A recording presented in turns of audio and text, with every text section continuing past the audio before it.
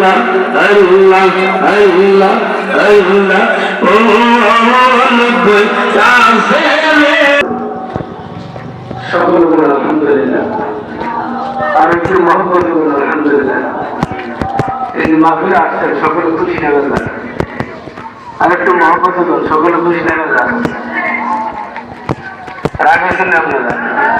সামনে পাগলা এই যে গিরাজ খেলা আয়োজন করছে, আমরা গিরাজ বেজার হয়েছে নাকি? সে কারাগারে খুশি নেই, হাত তোলেন।